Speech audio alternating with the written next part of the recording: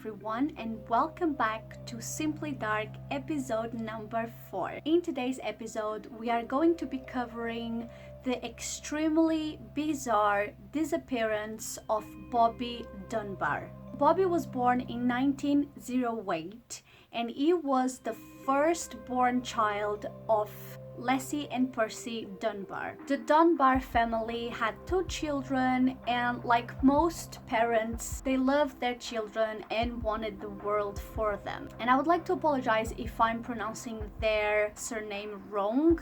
I heard so many people pronounce it in different ways, so I'm just gonna say Dunbar, but I do apologize if I'm saying it wrongly. On August 23rd, 1912, with the heat becoming too much to bear, the Dunbars decided to pack their bags and go on a family vacation. They made their way to the city of Opelousas towards Suez Lake. And obviously they didn't know at the time, but this trip would change their lives forever. On the first night away, Bobby got out of the family tent, and bear in mind that Bobby is only 4 years old.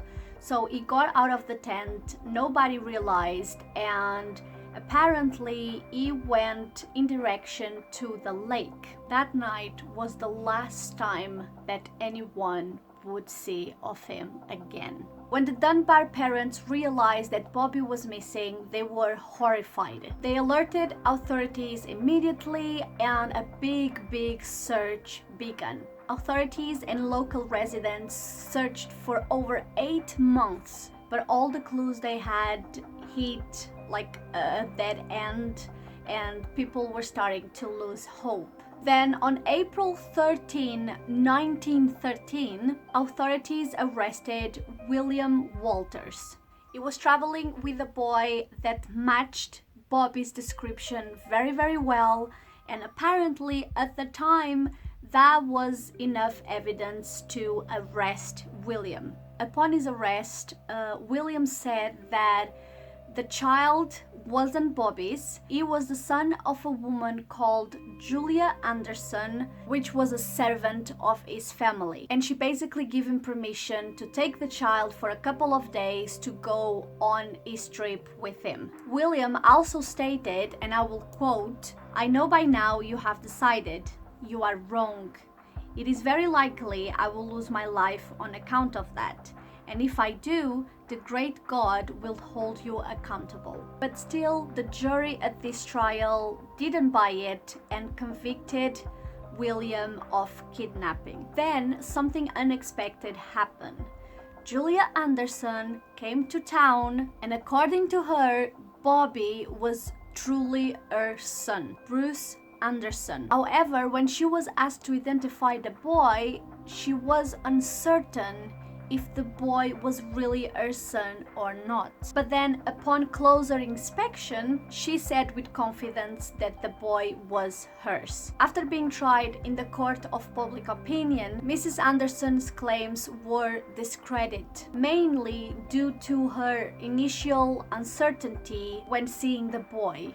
And bear in mind that at this time, they didn't actually have DNA tests or anything like that, so they couldn't prove if she was really his mother or not like we do nowadays. And with no money for a court appeal, she was obligated to give up and return to Mississippi, leaving her boy with the Dunbar family. Now, when the boy first arrived to the Dunbar's residency, they were obviously thrilled to have him back.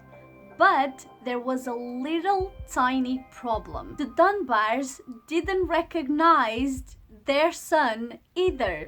I don't know. I know that it's been 8 months since it disappeared, but it's a 4-year-old boy. Even if it changed, you can still recognize your child.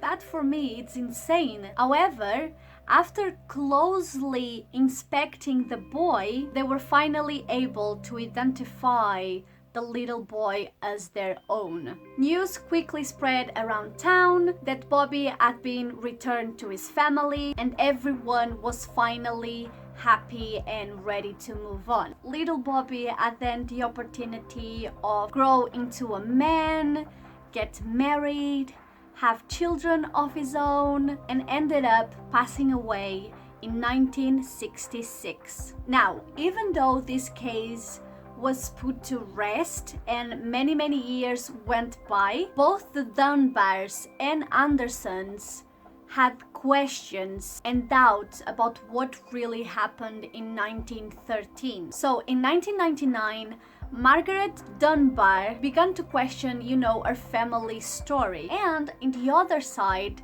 Linda Traver, the granddaughter of Julia Anderson, had also unanswered questions and lingering doubts. So together they decided to form an alliance and figure out what really happened back then. It wasn't easy, but both women were equally committed to discover what happened, even if it contradicted what they believed all their lives. Soon after, the two granddaughters found out a letter that was sent to the courthouse defending William and Julia Anderson. The letter was sent by someone who referred to herself as the Christian woman and said the following: "Dear sir, in a view of human justice to Julia Anderson and mothers, I am prompted to write to you.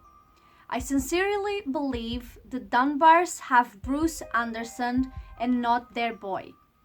If this is their child, why are they afraid for anyone to see or interview him privately? I would see nothing to fear, and this seems strange. The Dunbars claim that if this had been their own child and he had been gone 8 months, do you think his features would be so changed that they would not know him only by moles and scars? This is a farce. If the Dunbars do not know their child who has only been gone 8 months by his features, why? They don't know him at all?" And this letter really struck Margaret and changed her perspective about the whole case. After realizing that the Christian woman had a point, she went to her father, Bobby Dunbar Jr., and asked them for a DNA sample. Margaret had asked her father for a DNA test many times before, but each time she asked, she always got the same answer: no.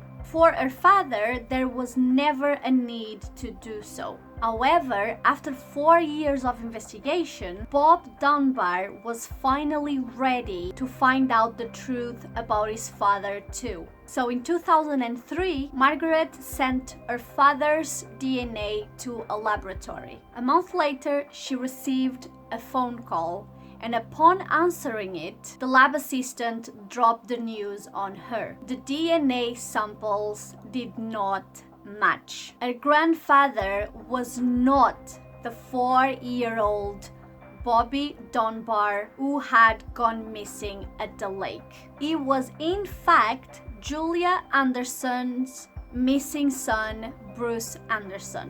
The first thing that Margaret and her father decided to do was to deliver the news to Linda Travers and her family. I got up from where we were sitting on the couch and I went around, and I think I hugged his neck, just knowing that, man, we were family. We were just family, recalled Linda when she received the news. To this day, the Andersons and the Dunbars treat each other as friends and expect nothing less or more. And while the identity of the boy traveling with William had been officially confirmed, there were still unanswered questions. The main one being, of course, what the hell happened with the real Bobby Dunbar? So the internet has loads and loads of different theories. I'm gonna speak about 2 of them today. The first one is that the real Bobby had fallen into the lake during the family camping trip. Obviously, at the time, the authorities looked for his body on the lake and they couldn't find anything. But the thing is, the lake was known for having alligators on the waters. So if the little boy fell and one of them just ate him, obviously there would be no body to find. And the second theory is that William actually had 2 boys with him. And this theory comes from one of the interviews that Bobby gave when he was first found. When asked about his memories of the kidnapping, young Bobby said that he remembered being with William Walters, but made no mention of the family trip. He also recalled that another child was with them, but had died shortly before William's arrest. Then obviously the media began to speculate that William was responsible for the kidnapping of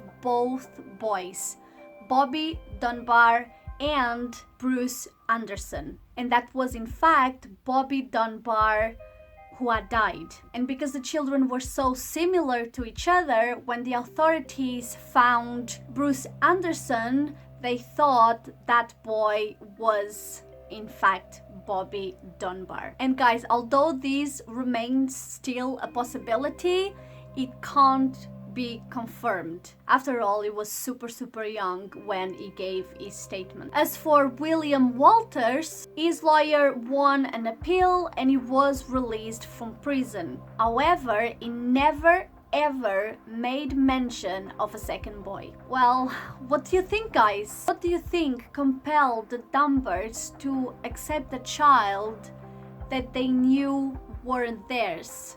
Because, come on, you must have known. Like I have kids. I have a 5-year-old, and if my kid went missing, I would for sure be able to recognize him even if a year went by, because you know, children change, they grow, but your child features are still there. If I take a picture of my child when he was 4 and now that he's 5, like, I see that it is my child. Like, children don't change that much in such a short periods of time. So did they want to fill a void of losing a child, or maybe they were in denial and they actually believed that that was their child? Or was it something more? And you know, although a lot of questions were answered after all these years, there are still a lot of